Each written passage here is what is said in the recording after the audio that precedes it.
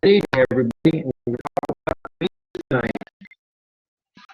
If you got questions, don't be afraid to get in there and ask. We're going to talk about beekeeping.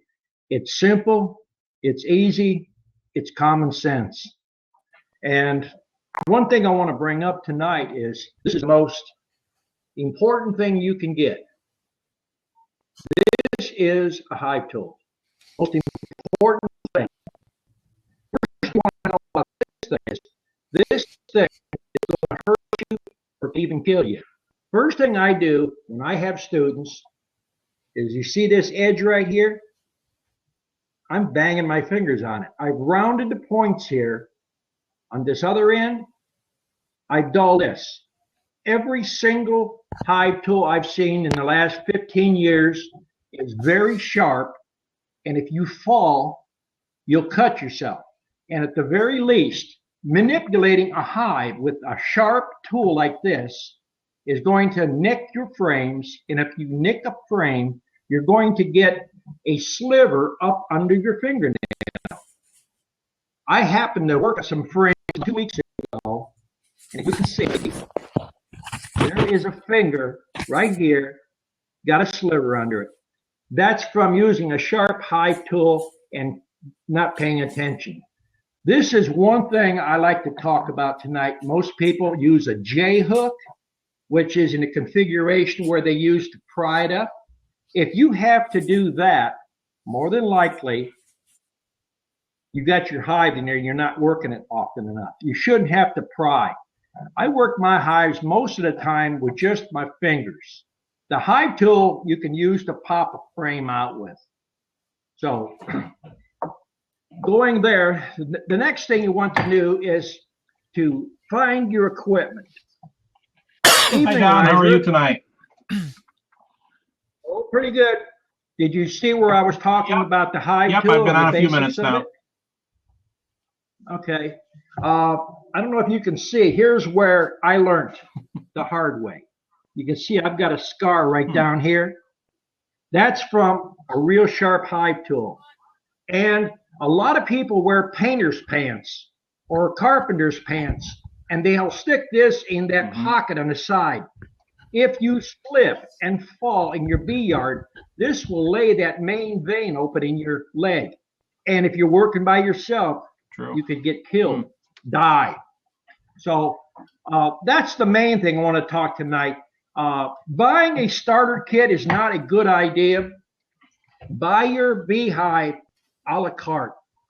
Pick the bottom board you want, pick the brood chamber you want, and a brood chamber is not standard for everybody. One person might want to run all mediums. The next person wants to run a deep and a medium. You have to figure out what you want to do with the bees. If you're using them for pollinating and you have a bad back, maybe all mediums is the way to go. If you're wanting to sell bees down the road to recoup some of your money, then you want to use both medium and deep. That's one thing to consider. As far as lids, migratory or telescoping is a preference that you would like or use. I prefer the telescoping.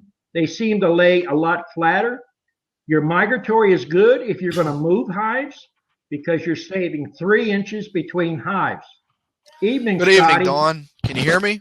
I hear you. I see you jumped in there early. That's right. We might have a busy house tonight. If somebody comes in, can you hear me? Yeah, we can hear you. Okay. If somebody comes in to ask a question, just boot me out of the way or something. We don't ever boot anybody. They usually get more afraid to ask questions.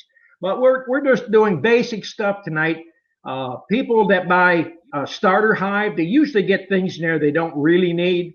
You can go to Walmart and you can pick a mosquito net up for a couple dollars. You don't need to buy a bee suit and a bee veil. But the only thing I would suggest is buy a good hive tool. That is number one. I see we have a young beekeeper going to start here, too. That's what right. You do. But this is one of the most important things to buy. And I recommend it. These are basically sold at the hardware store as paint scrapers. And they're $2 to $3. Now, you're not going to buy one just exactly like this. This was bought probably when I was 15 years old. I bought 6 of them, and I got about 3 of them left yet, and they're a whole lot more heavier. But a starter kit normally has things that you don't need. You don't need a bee brush. If you use a bee brush, more than likely you're going to get yourself stung. And if you're using gloves, even if the hive is not aggressive, by the time you work the hive the second or third time, there's enough pheromones in those gloves to get you set off and get stung. So basically, if you use very little smoke, the hive you should be able to work that hive with no problem. If you need to wear gloves, you can wear latex gloves. Another alternative, a few drops of liquid smoke on the hands, and you can even rub your hands together and rub it on your face and neck. As far as head wear, I would say wear a straw hat, keep the sun off your ears. Baseball hats are fine, but usually right here at the brim is where the bees will fly up and they hit the brim and they bounce right back and hit you in the forehead. Also, the band that goes across the back is what they're going to sting you at. Women, I try to tell women, put your hair up in a ponytail and put a hat on top. If the bees get in your hair, or even a guy, I've got guys with long hair, and the bees get in their hair and they start to panic. And they're up here banging their head like this, trying to get the bees out of it. The bees are not going to sting you because they know they're going to die. So basically, the bees will land on you. They're going to get the sweat off you, or they're just plain bumping into you. You're standing in the front of the hive. You're in their doorway. They want you to move out of the way. So getting back to all the equipment, you decide if you want to get into bees. If you have a bad back, I would suggest all mediums. 5 frames is excellent for young people. It's good for older people. It's good for people with bad backs. Handicap people, they like 5 frame, all mediums, because they can put them right in their wheelchair and move them around. So these are some of just the things that you should think about. I don't recommend top bar hives. In fact, I'm kind of reluctant to sell bees. People call up and they want to buy bees for a top bar hive. I just tell them buy the bees somewhere else because you're just looking for trouble. I haven't found too many people that can dump a package into a top bar hive and have it stay. There's nothing there. I mean, you have top bars and you have a wedge in there and they rub it with wax and they hope these bees are going to stay there. It's just like I'm going to take you out in the middle of the desert, put a tent up there and say, there you go. There's no food there. There's no nothing. If you put a standard hive with foundation, at least you have foundation and you have an opening in the front or you have a high top feeder, you can feed those bees. They have to eat in order to get established. Now, I'm going to open up the chairs here. If everybody's got questions, we can start taking questions. I know it's kind of basic for some people. And I see I've got 2 or 3 of my students coming here. So if you feel like jumping in, jump on in there. And Elizabeth promised me he was going to have some good questions tonight. Well, you already killed my top bar question. Uh-oh. Scotty, did you have any questions for Don or? No? Okay. He's got some questions, but I think he's sharing the microphone with his daughter. All right, Jeff is trying to come in. Jeff, if you want to come in, come on in. Yeah, he's been having all kinds of problems, it looks like. Todd wants to know if you started feeding sugar water yet. I haven't fed sugar water really. I've been feeding a 3-to-1, and we just started on 2 hives today. My son come over and I was downstairs doing a class and he said, I have 2 or 3 hives out there that are too heavy. He said, the bees are working pretty good. He says, I think they got queen cells. But what happened is we went through the hives and they had cleaned out. It was a double deep 8, and they cleaned out the honey from the top and there was no bees up there and they was just all condensing everything down into the bottom. So we did a change out. We had some students here today, so we showed them how to do a change out and to put them in. And we actually put the 8 frame down into a 5 frame so it would build up faster. And then we set our 5 frame with our mini nuke frames on top of it. So what we're trying to do is get them to draw out our mini nuke frames. And by condensing them down, we're hoping that they'll make queen cells. That's what I've done so far. Okay. And Thomas wants to know if we sell Russian queens by any chance. I used to, but they're too aggressive, and I don't like to sell them because we have too many new people and young people that are starting. And the Russian bees have good points, but they also have a few of the bad points, and they're too aggressive for most people. Okay.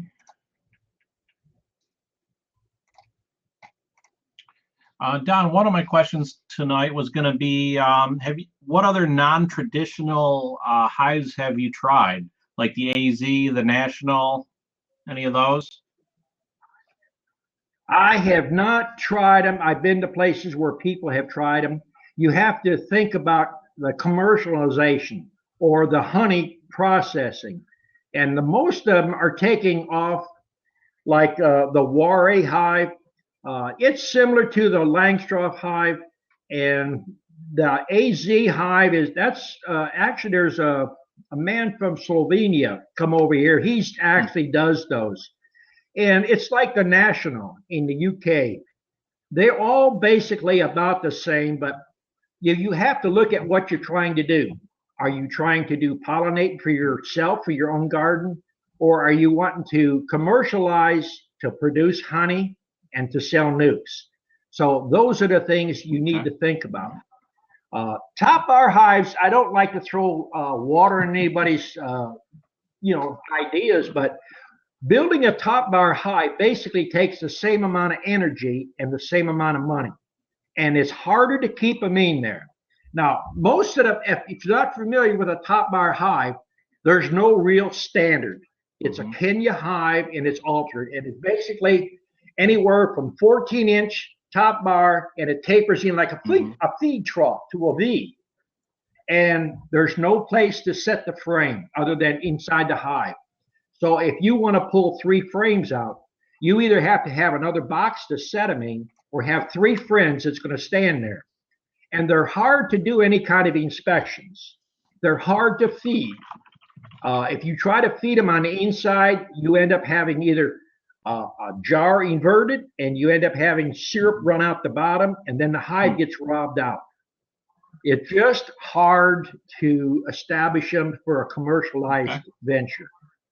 For as far as honey, it's hard to extract them. You possibly could, but the only way I know most people do it is they squeeze them, crush and strain. And if you watched enough of my videos, I don't like stickiness on my fingers because I'm out in the bee yard. I'm trying to catch queens, and sticky fingers and catching queens doesn't go together. Okay. Oh, Joe May is calling in. Joe is coming in, isn't he? Joe is late tonight. Hey, Joe. I've been here Joe, you're late. Just couldn't get in. Oh, okay. Hey, you told me to tell you if you can find a way to keep that queen candy over a week to let you know. I put this candy in with saran wrap 3 weeks ago in the fridge. Yeah.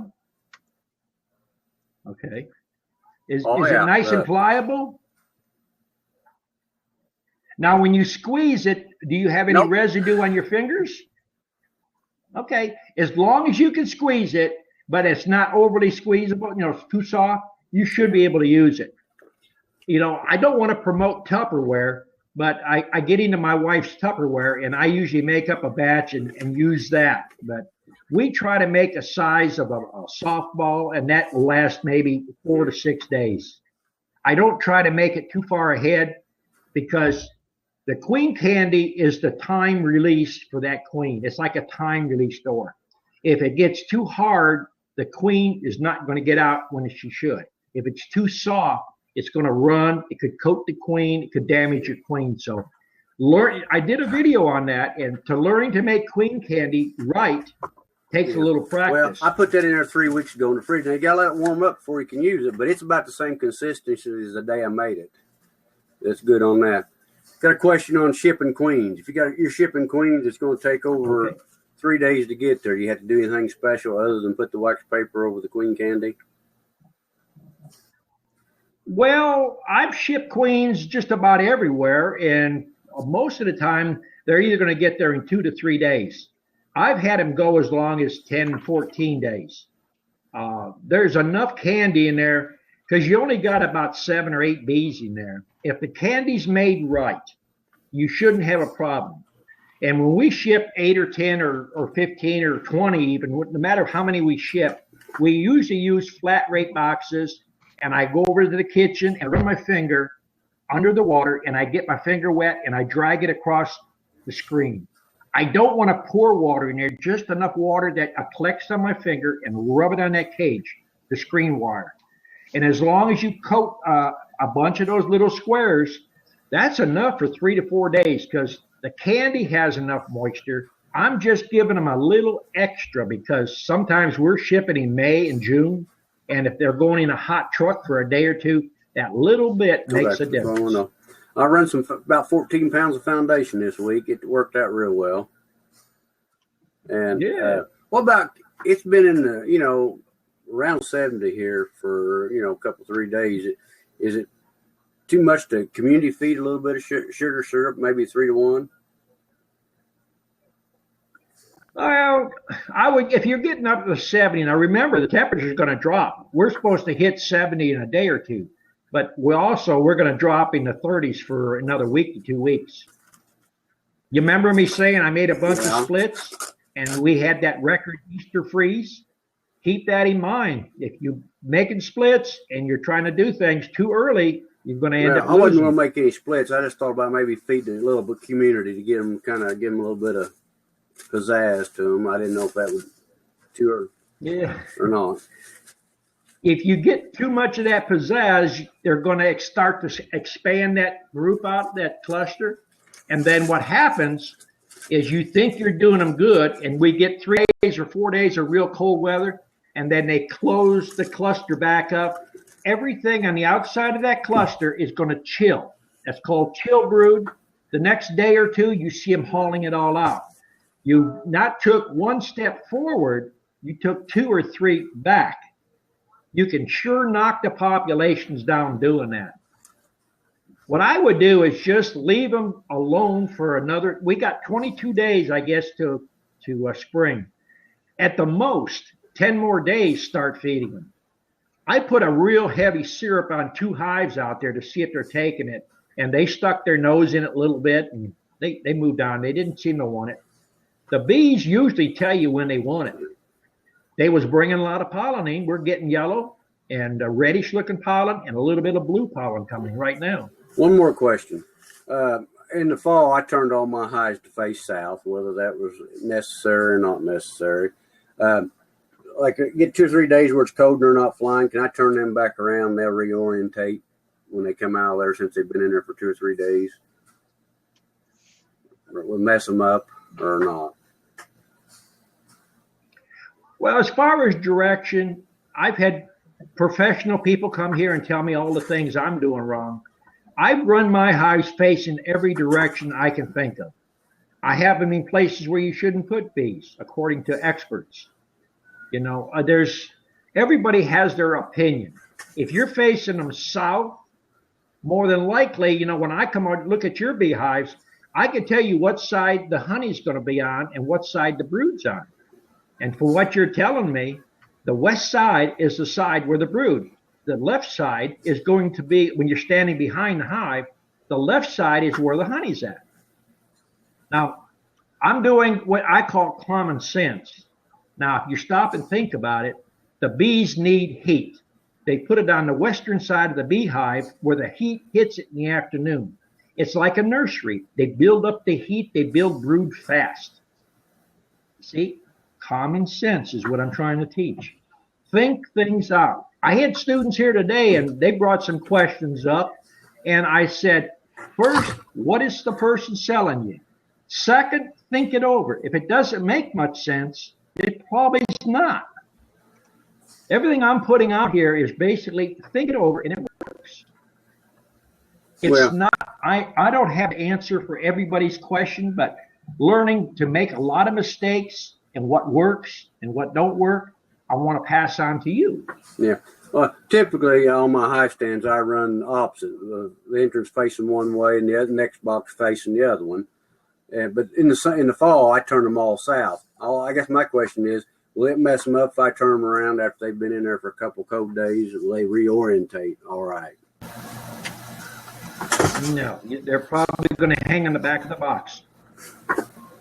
Here's one thing that I learned. I ran a lot of medium and deep 5-frame boxes. I did the very same thing that you did. One entrance on one box facing one way and one on the other facing the other way. The biggest problem I have, it didn't bother me, but getting students out there, they're standing in front of an entrance on each side. If they go to the other side, they got an entrance on each side. So you got bees hitting the students in the back. And pretty soon, one gets up their shirt, one gets up their leg. You know, it's not the bees' fault. You're in their doorway. That's one reason I run them all one way. They can all run south, they can all run north, they can all run west. It doesn't matter. Each hive stand, you're working the hive from behind. So if you're working them from behind, you're not going to have them running into your face. That makes sense to you? Yeah, I got you. But I thought y'all, well, some of them nukes, you faced them opposite directions so they wouldn't drift so bad. No, you keep your drifting down by color. Now, mini nukes, you can do that. I mean, that was basically the idea of the mini nuke, which is just basically 4 small half frames. Had an entrance on one end, an entrance on the other side. I done away with that. We used to use that 20, 25 years ago. Remember I said when the queen goes out, she comes back, she gathers up more bees. So the small area in the front, when she comes back, they all can't get in the front. And on the other side, if you just previously checked that queen last day or two, maybe she was mated, but she was not quite ready to lay. Now, the queen comes in on the other side with too many bees. They migrate around the box to the backside and come in the backside on the other side. They're not used to that queen or the pheromones, so they ball up and kill that queen. That was the number one reason why I went to single mating nukes rather than the double chambered ones. Yeah. All right. Thank you, Don. The percentage of good queens that you're getting gets cut way down when you do that double. Okay. Thank you.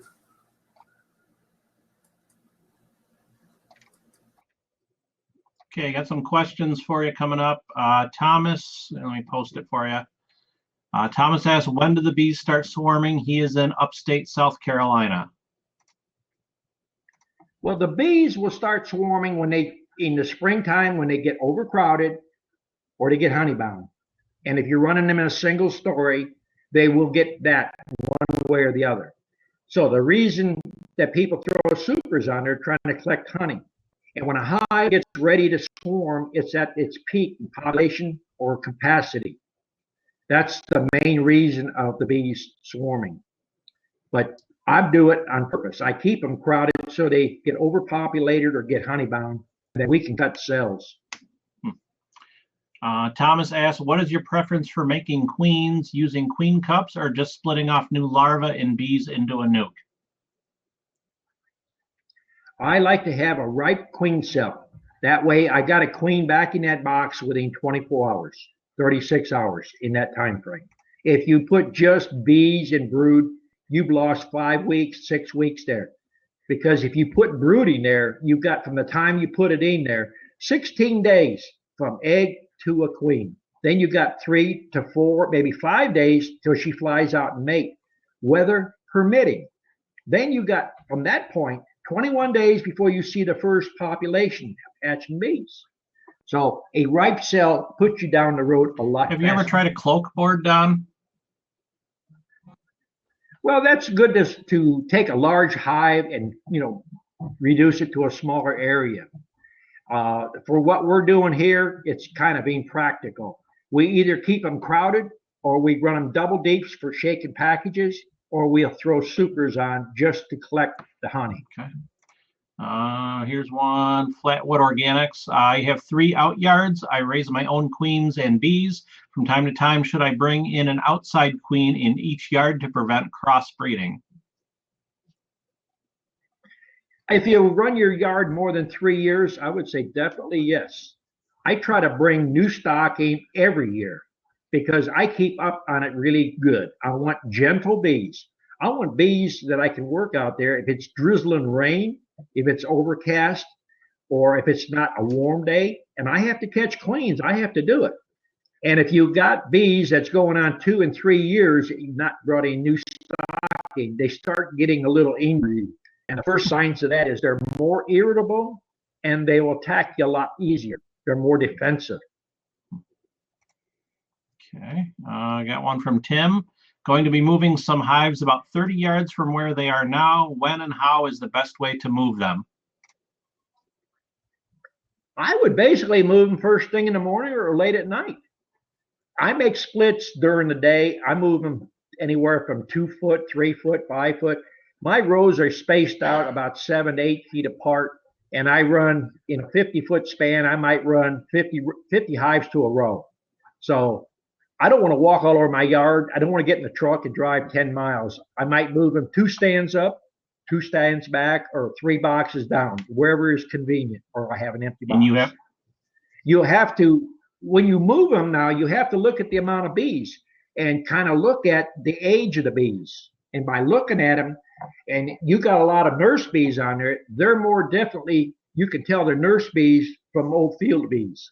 And then if you got a lot of nurse bees, you don't need as many bees when you make the split. If you've got a lot of older bees, you're going to get 50, 80% drift back. And if there's no honey flow coming on, or you have too big an opening, they start to rob. Okay. And another thing, you can always put a screen over for 24 hours. Yep. Okay, here's one from Michael. Don, have you thought of using heaters for your hives to get a jump start and getting your nukes going quicker and stopping them from getting chilled over a cold night? I thought this would stop the brood from dying. Well, I basically do similar thing, but I don't use a heater. I use my head. I got a certain amount of hives I want to use for getting cells in. So I paint the lids black, or I use gray dark porch paint on the boxes. Now, the only disadvantage is I have to change them boxes out usually in 5 to 6 weeks. The temperature goes up, the black attracts the heat. But there's always a way to, there's always a way to skin a cat more than once. So I have to do whatever I can. Okay, Bill is asking, if I get a nice day and want to go into the brood boxes to check for queen, will my bees recluster quickly if we get a cold night that night? Well, if they got a cluster that's tight during the day, you don't want to get into them. Best thing to do is think about 55 and above. If you see plenty of bees going in and out, you see bees that's bringing pollen, then more than likely you can go in there. But bees, if there's 55 and they're flying, they'll cluster up when the temperature drops down into the 40s. That's all the questions on the left there. Anybody else want to call in and ask Don a question? We've got 47 people watching. Scotty's coming back. Hey, Dawn, can you hear me? Yeah. I hear you. Are you concerned about using chlorinated water to mix with your feed? Well, not really. I mean, if you have a swimming pool next to you, you probably have a whole lot more chlorine than what you're going to put in them. Do you heat your... And also, chlorine is not an enemy. Okay. Do you heat your water up to kill bacteria or anything like that? You just use it cold? Bacteria. Why would you think you're going to have bacteria? You just mix it cold? Well, yeah. Well, we're mixing up 55 gallons of syrup at a time. Okay. So we take 4 barrels and we put it into a 250-gallon tote. Now, going back to the bacteria, evidently you haven't lived on a farm. No. All the water's been city No. water. All right. If you live on a farm, maybe Elijah has lived on a farm. He knows what I'm talking about. If you got cattle out there, horses, cows, they go plop in the field. Look around and see if you don't see some bees on it. Now, common sense, people think, oh, I wouldn't. But the bees are getting the salt out of that. That's all they're doing. Mm-hmm. Oh, wow. As far as bacteria, a little bit of chlorine. If you're mixing up 1-to-1, which I don't recommend, I like to put sugar to them because you're just wasting time for the bees.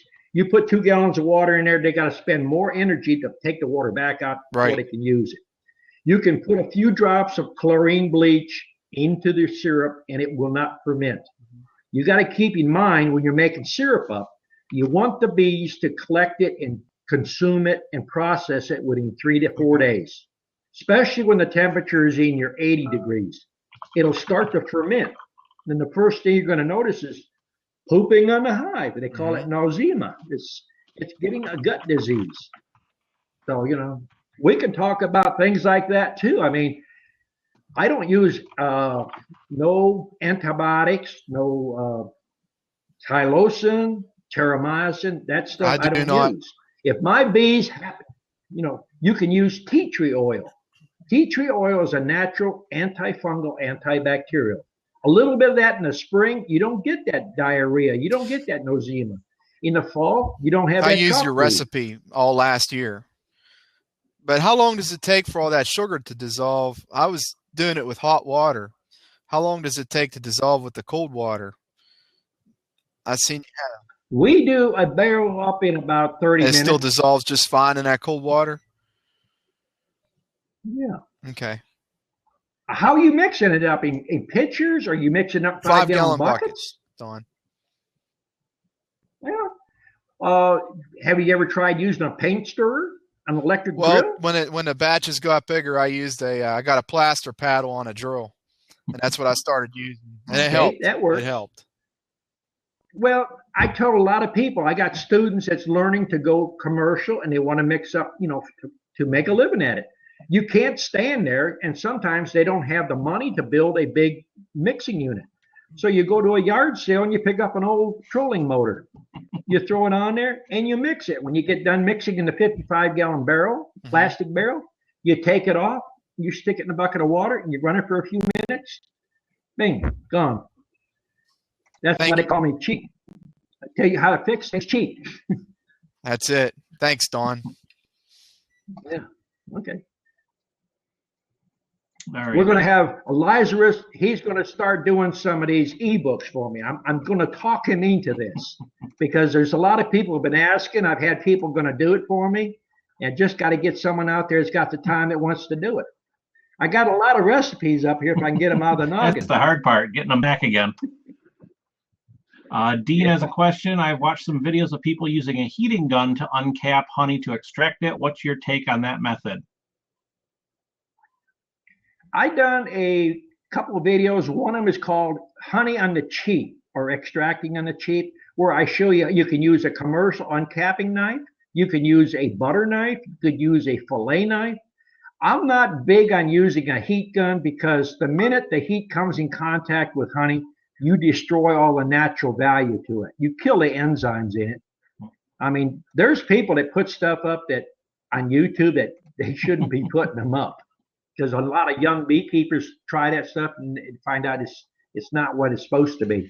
Okay. Dan is asking, he's a new beekeeper in Michigan. What are your thoughts on moisture boxes? I built a moisture box, lined the bottom with burlap, filled it with wood shavings, and put it under the hive lid so moisture won't drip on the bees, but will drip on the shavings. Drilled some vent holes in it. Seems to work well. Been humid here lately.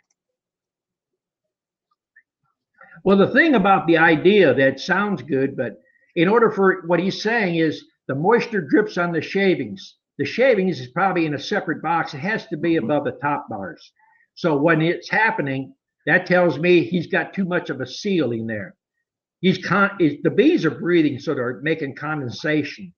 I wouldn't put shavings in there. I'd put a hive top feeder with a vent hole in the back, and then they're going to pull up the air from the bottom of the entrance.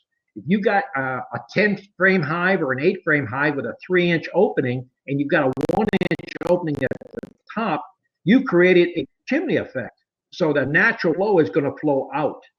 But when you put chips in there or pine straw or anything, you are basically making a place for the moisture to build up and sit. And it's going to radiate that moisture back into the wood. Okay. Let's see, got one from Michael. Don, can you use any dry wood bleach, or does it have to be oxalic acid wood bleach? It's a pain to get that wood bleach in the UK that you have in the US. Wood bleach is wood bleach. Any other name, it's still wood bleach. So if it says it'll bleach wood, it's good to oxalic acid, to vaporize with. Now, there's people in the UK, I have quite a few people that I talk to in the UK that it's big over there, and a lot of them can't afford the unit to vaporize, and they're dribbling. I don't recommend dribbling because it's going to kill brood. If you do it late fall when you don't have no brood, you still run the risk of contamination on your honey. So that's one main reason I don't like to do it. And you have one from Curtis. My hive died, I think, due to tracheal mites. Do I need to do anything before installing a new package of bees on the drawn-out comb? Well, it's not likely that they died from trachea mites unless you pull out the trachea. You can just actually reach down and hold the bee by the abdomen, take a pair of tweezers, and pull his head off. And if you got a small children's microscope, you can look at it.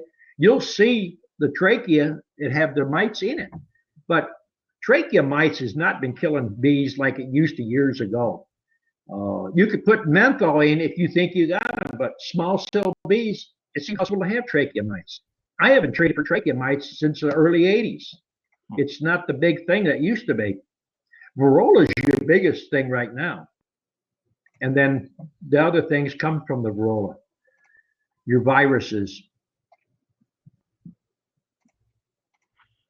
Oh, let's see. We had some people that couldn't post the right way. Where is it? These things keep shifting.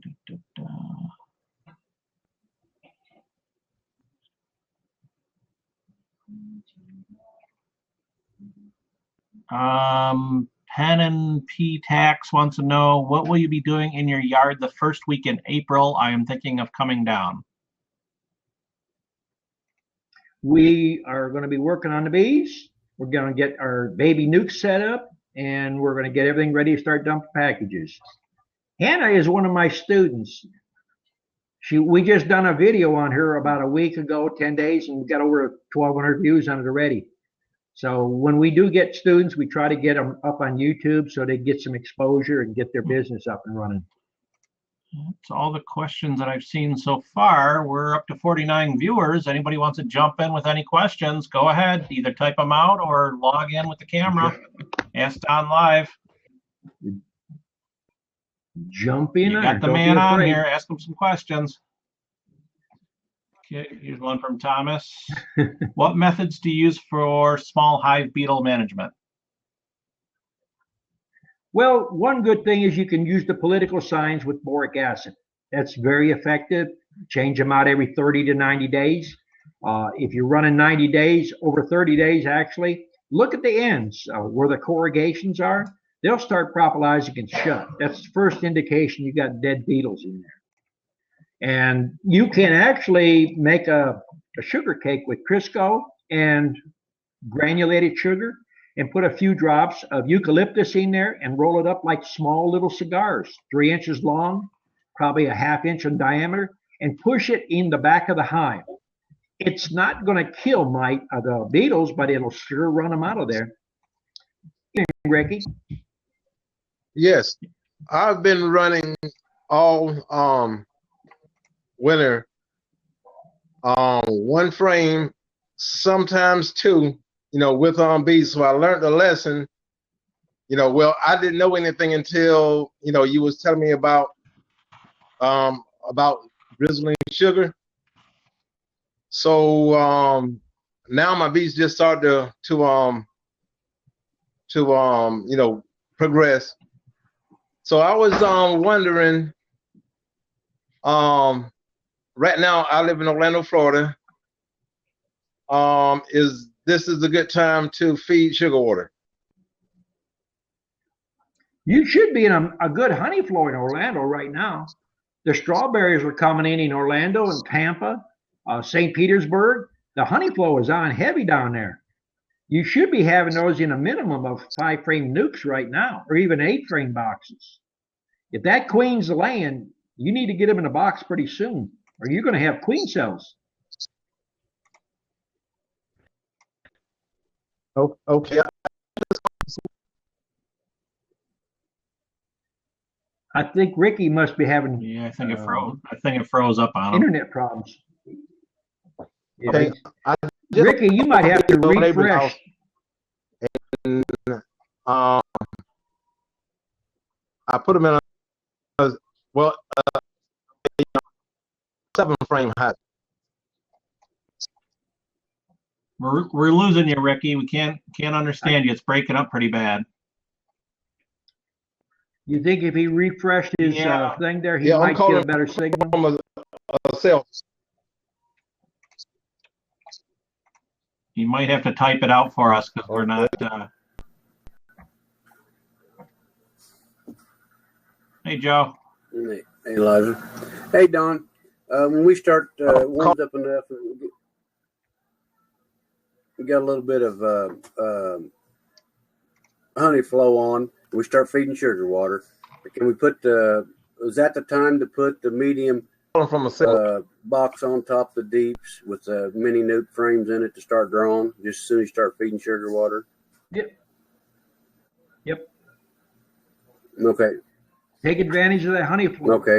And as soon as they get that drawed out, would you start putting them in to the mini nukes, eggs, and start trying to do some queens?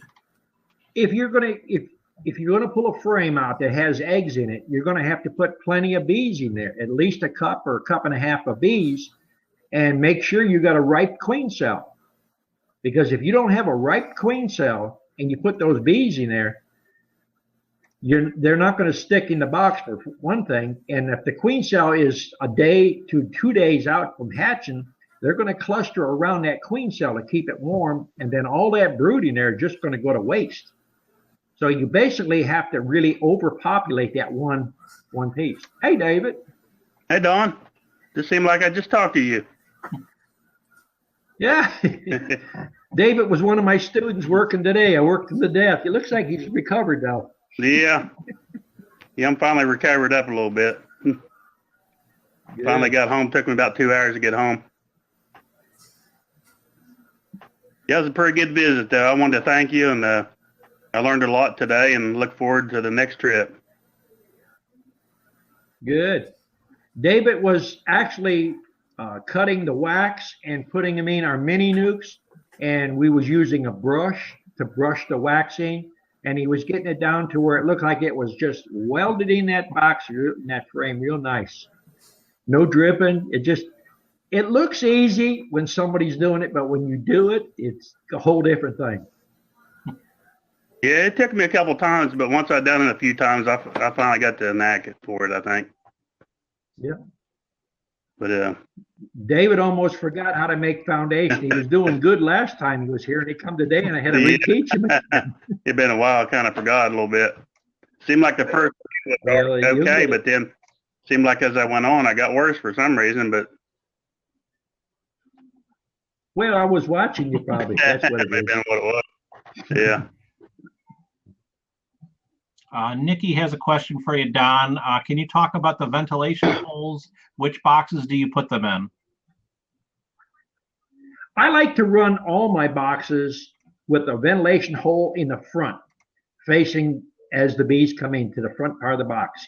Now, my high top feeders, we run the ventilation hole in the rear because the front part of the box is got the feeder in it. So if you got a reducer in the front and a 1-inch hole in the back, you're going to get a positive airflow. It's a chimney effect. and the screen keeps the bees from going in there and robbing out your sugar syrup or your honey. Okay. Question from Dwayne. I'm using 10 frame boxes. If 8 frames produce better, would you suggest replacing my outside 2 frames with an MDF board for a spacer? It's one way to do it, but the best thing to do, if you got hives and you're going to go to 8 frame, for every hive, you're going to need 2 to 4 nukes. The smartest thing is to stand it up on end and take a router or even a skill saw and go right down the middle. You can lay a board in there as a shim so you get a straight line and cut you a 1/4 inch groove and put a piece of paneling in there. Bring the paneling up to the top of the box above your frame rest and put a solid piece across the bottom. And then you drill a hole in the front on one side and a hole in the back on the other side. You've got 2 5-frame nukes. Now that's the easiest way. If for some reason you don't like that, you can pull that partition out, put a screen over each of the holes, knock the bottom back off, you're back to a 10-frame box. I don't like to add extra like MDF in there because it actually will absorb water, and there's a place in there where the bees can't get to, and you create a place for beetles to live and wax moth eggs. So that's my thought on it. But you could do it. I mean, I've seen people, that's done it and it's worked, but you have to be aware of that. Question from Stacy. What are the pros and cons for the bees on deep brood chambers versus medium brood chambers? Well, the thing about brood chamber is, brood chamber is a brood chamber. The queen's going to go from the bottom board upward, and the normal queen's going to go 18 inches, which would be 1 deep, 1 medium, or between 18 to 24 inches would be a good to an exceptional queen.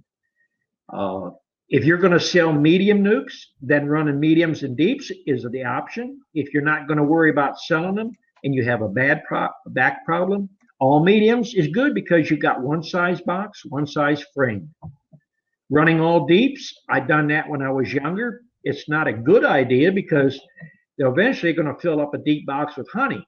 And when you lift a heavy box a few times a day, it gets hard on the back. So those are the things to think about when you're getting started in these bees, what your down road plans is. Okay, I have a question from Todd. When will you have enough drones in your area to mate the queen well? We should have enough drones by the end of March because we have bees in South Georgia and they're about 6 weeks ahead of what we have here. So we're bringing up 400 packages of bees, and those are ready for customers. They're ready for putting in our boxes, and we'll put 200 packages in out here. So mainly we're using 25 to 30 of the packages strictly for mating drones. I mean, some of those boxes are going to have a bunch of drones in, and by the time they mate for 3 to 5 days, it's going to cut the numbers drastically. Keith's trying to get in here tonight.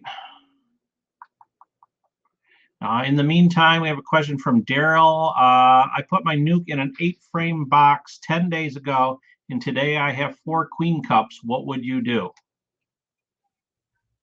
If you got warm weather, he's in Arkansas. Now, if you got warm enough weather, I would put each queen cell in the center of a medium or a deep 5-frame box, and I'd put 2 frames of bees in there with them and take use of them. I wouldn't destroy them. But you need to look in your hives. If you got more than 1 hive, check 2 hives or 3 hives and see if you got drones. Because, if you got queen cells and they're ready to hatch and you've got no drones there, it ain't going to do you much good. True. I think we're caught up on questions again. Oh, here's one from Tim. Why do you need to buy bees when you sell bees? For genetics. I buy some for genetics, but people don't realize I have a learning yard here. So basically, this is a school. We run 200 to 500 hives here to show people and give them the feeling of what it's like to work 40, 50 hives in a day or even a couple hours. Everybody wants to go in and make bees, want to sell bees, and they got 3 or 4 hives. You don't know what that feeling is until you got a whole row, 50 hives looking at you. You got to go through them. You got to get queens out. So we sell so many nukes that it's hard to keep bees here. So that's why we bring them up either from South Georgia, or we're setting up another probably 4 yards, 5 yards within 15, 20-minute drive, just for the sole purpose of shaking packages. We got a couple people trying to log in here. Hey. Oh, there's Keith. He made it. Hey, Don, Go ahead, Keith. do you use queen castles in your yard? I use queen castles for learning purposes. They don't serve me that well. Queen castles is basically good for a beekeeper that's got maybe a dozen hives, and they got one frame has got 5 or 6 cells on it, and they don't want to make a big split, so they can drop one frame with as many cells on it they got, and got 4 compartments there, and it's another way to make a few cells, make a few queens. Hi, Don. Hey, Hud. Just a question. I got 2 logs from 2 different guys. They're full of bees, and they're big logs. I actually got them. I stood them up behind the barn and put a lid on it so no rain get in there. What do you think a good way to get them out of there? Well, why do you want to get them out of there? They're behind my barn. I'd like to get them into a hive itself, but they're all out in their backyard, so I had to save them. Otherwise, they died. I would use them naturally. What I would do is put a piece of plywood over there. Are you going to use 10 frame stuff or 8 frame, or what? I got a bunch of 10 frame from somebody retired, so I'm gonna use the free stuff. Well, what I would do is put a piece of plywood over there and cut you a 6-inch hole, 6-inch square hole over the center of that log, and then put you the 10 frame hive on there. And you can either use an air gun to shoot you a couple blocks of wood to fasten it when it's going to blow off, or even a couple little angle. They got these little angle things you can got for corner shelves and things. They're 2 inches by 2 inches. Put one on each side and put a screw in it. It'll hold it on. Put you some frames in there with just foundation, and the bees are going to move up. They're going to do 2 things. They're going to either move up, or they're getting overcrowded and they're going to throw swarm cells out. So set you some extra boxes around. I mean, you got a perfect opportunity. Those are natural bees or survivor bees. Catch those swarms. After you caught 1 or 2 swarms off them, if you got enough hives at your place and they're established for at least 3 weeks, what I would do is I would lay it on the side, take a chainsaw and gently cut the side open and roll over, cut the other side and split it open. Take that stuff and put it into another hive. Now, all that messy honey that goes all over, that's why you want those extra hives there. They're going to go and pick all that wasted honey up and reprocess it. That's what I like to do when I do cutouts. I like to take a hive or 2 there a week ahead of time. That way, you're cutting the stuff out of a wall and it's dripping down, it's getting all over the place. They're the best little pot lickers you ever found. They come on and get every little drop, and you don't have ants there, and they reprocess it for you. But most people don't think of that. Catching swarms, that's a good idea. I ought to just let them overproduce and just start catching swarms. Here's all the extra honeycomb I got out of them today. And I'm going to try to feed that back to them. That thing, it was 11 foot long, full of comb. Nice. Are you going to try to use the comb, or are you just going to let them rob it out and then let them rob it out, because it's pretty rough. Why do you say that it's that rough? dark comb? You always said don't put that dark comb in there. Well, that dark comb, you can run that through 2 processes of water, or even the 3rd process, and you can get that lemon yellow. I did several videos on it. It's not hard. There's lemon yellow wax in there. What you see is either buildup of dirt or buildup of cocoons. The first time you run it through a strainer, you're going to get about 80% of that out. You're going to get a brownish or a light off-colored yellow. Right. And then the next one is going to be a lighter shade. Right. I did that with the leftover wax, some of the wax on top, and I made this today. That's the first boil. Now, that's your first one. Now, if you take that, about 4 or 5 more of those, and put it in a 20-quart kettle, and put about an inch to 2 inches of water in the bottom, and then put all them blocks in one at a time. And as soon as they get completely dissolved, then just pour it right through a strainer, just like the sieve that your wife would use to strain, like a tea strainer. Right. You can buy an 8 inch. It's about that big, 8 or 10 inch from Walmart for $3 or $4, and just pour it right through it. And then you're going to have real fine propolis on the bottom, on the next melt there when it hardens. Yeah. Don't try to fool with it for 24 hours. Let it get good and hard, and then a light scraping on that, and then put all them blocks in your third batch of water, and it'll get lemon yellow. I mean, that's the best way to process that All stuff right. out. I'll do it, Don. Thank you. I'll let you know how it works. Good luck I on will. them bees. All right. Okay, any other questions for Don? We're almost caught up. That's good when we get people that's doing cutouts and they show what they got there, because I know there's enough people that's doing them, and a lot of people would see that comb and they would actually trash it, and that it's a resource that you should invest in, clean it up, And he's because got a lot of it's it. good. David's in here. Hey, David. Keith's trying to get back in. Lewis has a question for you. What are the best queen cells, bigger or other? Well, if it's fully developed, usually, some people say a bigger one or a smaller one. There's a debate there. I usually pick out the ones that's fairly uniform. That's the main thing. And if the queen is, for some reason, a larger cell, and it's could be what you call a late larva, emergency type situation, the bees themselves will call it out. They know a little bit more than what we do. And Keith's trying to get on here. I think he's just on audio. You there, Keith? Yeah, I'm there. Don, have you ever used All right, go ahead. used a solar wax melter and using just a paper towel to filter? Well, I've used a wax melter, a solar wax melter, and I stopped using it. It's okay in the summertime when it's really hot and you don't have a lot in there. But if you're doing a cutout, what happens is you tend to throw more and more comb in there.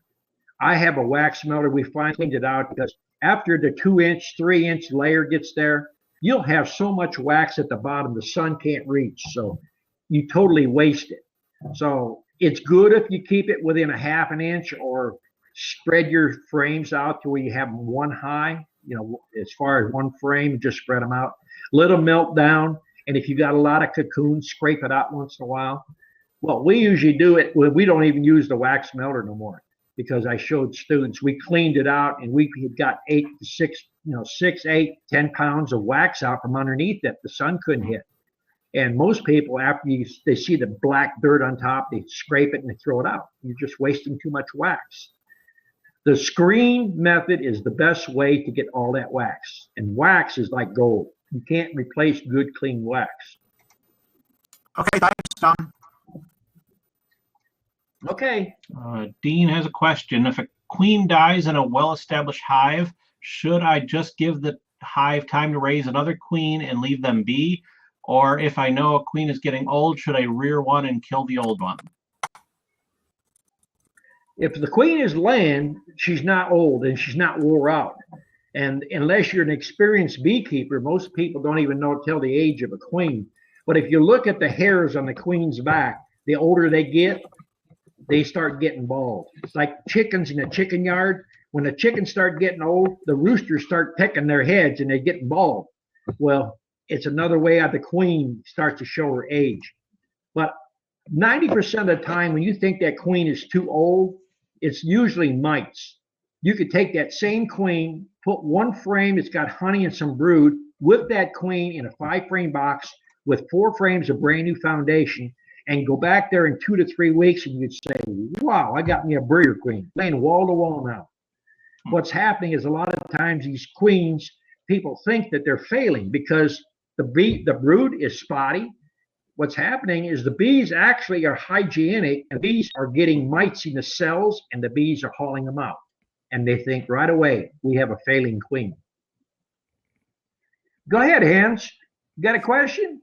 No, I'm just here to listen. Yeah, okay. Socrates asks, you've been talking a lot about mini nukes, but I'm still not sure what all they are good for. Are they as good as a 5-frame nuke for populating a new 10 or 8-frame hive? A mini nuke is basically a 6 1/4 frame cut in half. So you've got 4 frames in your box. They're strictly for mating a queen. You cannot take the queen out of there and put it in an 8-frame box or a 10-frame box unless you cage the queen with some workers or attendants and you put it in there and shake a bunch of bees in it with, and now you've got basically a package that you shook in there. Or you could put frames from 4 different hives, 5 different hives, and you can combine all them bees in there. And as long as that queen is caged and she comes out in 2 or 3 days, they'll accept her fine.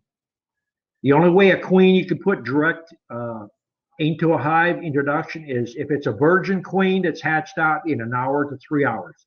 They haven't got enough pheromones, and you have to let them walk in the entrance. You can't set them in the hive. If they walk in, they're more likely to be accepted. If you put them in, sometimes the bees will ball them and kill them. Luis is asking, what is a better interval to treat oxalic acid? Evaporated 4 to 4 days or weekly? Well, what I say if you've never used oxalic acid is to do it every 2 weeks for 3 treatments. Then you basically could cut down to 1 treatment a month. You shouldn't have to treat bees if they're halfway decent bees. Once you get the mites under control, the bees should be able to keep it under control. If you see presence where you're getting a little shriveled wing and stuff, then I'd go ahead and treat them again. It depends on how big a hive you got, how old the foundation is, and how much brood at one time is sealed. Because the sealed brood is not going to be affected by oxalic acid. Now, by feeding wintergreen and spearmint in your sugar water, that's more of a preventative. The mites are less likely to be reproduced in the cells. They just don't like wintergreen. That's why they use wintergreen in the Civil War for sterilization in hospitals. It's an antiseptic. Todd is asking, do you raise queens off your packages you get from South Georgia? No, we try to raise them off the ones we have established here. Michael, is winemaking dry bleach okay to use? Winemaking bleach? I've never heard of that one. That's a new one on me. I'm not into the wine. But if you're bleaching frames, either Clorox bleach or oxalic acid, it will bleach frames out if that's what you're trying to do. Okay. Tim is asking, what is your recipe for the brood builder? If you're going to do it in the springtime, it all depends on what size we're talking about. You know, most people are talking about a whole lot smaller than I'm doing. I'm mixing up 55 gallons, but let's say you're going to mix it up in a gallon. 10 drops of wintergreen, 10 drops of spearmint, and about 3 drops of lemongrass oil. And if you want to put brood builder in there or some kind of pollen substitute, you can add it to it at that point. Mix it up good and feed it either directly to the hive or open feed it. I did one on the bird bath to show the different formulas, and by just changing the amount of wintergreen and lemongrass oil, it just like doubled the population on the bird bath. Let's see. Michael said it's for getting rid of the mites. I've got no bees yet. I'm just learning. So he must have been. He was talking about the wood bleach. Yeah, the best thing to do is if you're just getting started is watch a bunch of videos and or join a bee club and get somebody to mentor you. Watching bee chats or watching on YouTube, you can learn a lot. And then you can go from there. Decide what size box, where you want to get your bees, who you want to do business with, those type things. And whoever you're going to buy bees from, check them out. Make sure that that's what you want. Okay, well, it's 9 o'clock. Do you want to call it a night? Unless we got any other questions coming in. Well, We'll give them one more shot and we'll call it a night. Did you think of any more questions, Elijah? No, nope, I did not. I bet you're going to get me a couple a good busy ones week. tonight. Oh, we have somebody calling in. Let's see who we got. Charles Isaacs. Okay.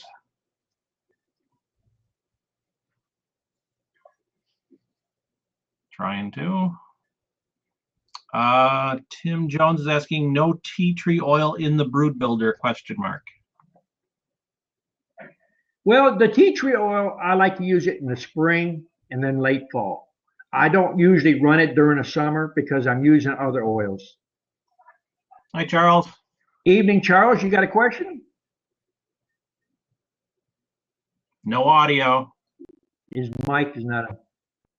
No audio. Can you hear us? No audio. Yeah. Must be muted or something. We'll leave him on there. Maybe he'll figure it out. I am. We got Jamie calling in. Okay. Hey guys, can you hear me? Yep. Awesome. Don, real quick question. Several weeks back, you talked about mice getting on frames and wax and stuff like that, and if they were to urinate on it and droppings and stuff like that, the bees wouldn't come in there. Mm-hmm. I just found a spot in my shop. I didn't realize that I'd left some frames in a box there, and I found droppings and stuff like that on it. Can I clean that up with bleach or something like that, or how can I clean that up to where it won't be a problem? Where did Don go? Did Don leave? Did we lose Don? I think we lost Don. Charles, are you still having problems? All right, I'm gonna have to boot him to get Don back on. Let's see if Don calls back in. Did they pee on the wood or on the wax, or where did you see problems? It was on the wood, like on the frames, and that were there. They were on the top. Oh, here comes Don. Hey, there's Don. Well, welcome back, Don. Hey, Don. New beekeepers. I just can't learn this stuff. Oh, you'll get there, Don. You'll get there. Jamie, why don't you repeat your question for Don, because he went halfway through there. Okay.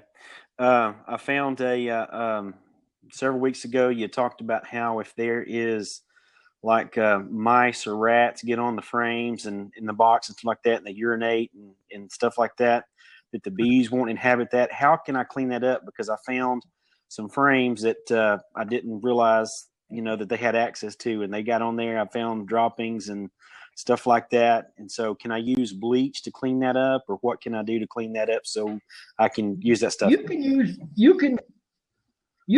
the bleach. I would cut the wax out. There's people out there who will try to put it in, and they don't understand why the bees left. If you're willing to run that risk, then use them. Personally, if it's just foundation or even draw comb, I would cut it out and I would bleach them 10-15 minutes. And if you're using a 5-gallon bucket, a cup of bleach to 5 gallons of water, let them sit in there 10-15 minutes, and then put the lid on it, and you're going to hold them down from floating, and then just reverse them for another 10-15 minutes.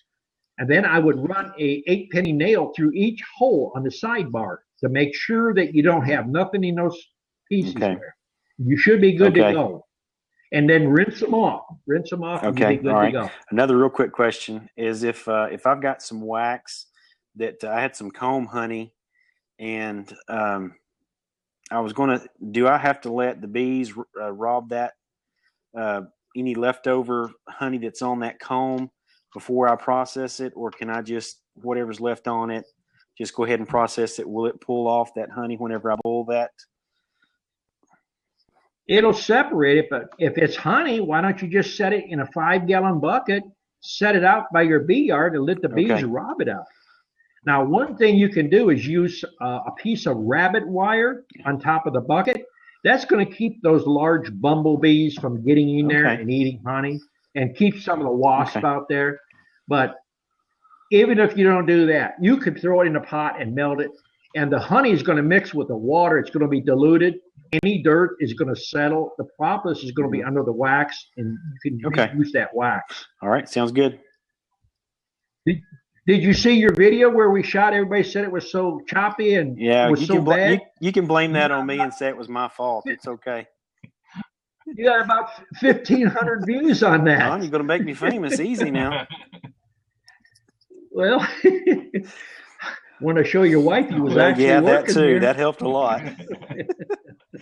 Video proof is always great, right? All right. Have a great week. Hopefully we'll talk to you some this week. Thanks. See you. Okay. Appreciate it. Question from Michael. I ordered my bees from Man Lake. Do you have any starter tips to get me started? The best thing to do is stock up on sugar right now. You need to feed those bees because you're going to put them on new foundation, and they have to have plenty of food to eat or a good nectar flow, and you can't depend on a nectar flow. You've got a lot of money invested in a package, so the sugar is the cheapest thing. And if you're going on a beehive per beehive, it's going to take 25 to 35 pounds of sugar to get it up and running. So that's something a lot of people don't take into consideration. Okay, and the last question of the night is, how much bleach do you use in the 5-gallon bucket? About a cup. Okay. A cup to 5 gallons of water. Okay, if everybody's had it, I appreciate Liza hosting tonight and keeping everybody straight and nobody throwing tomatoes at me.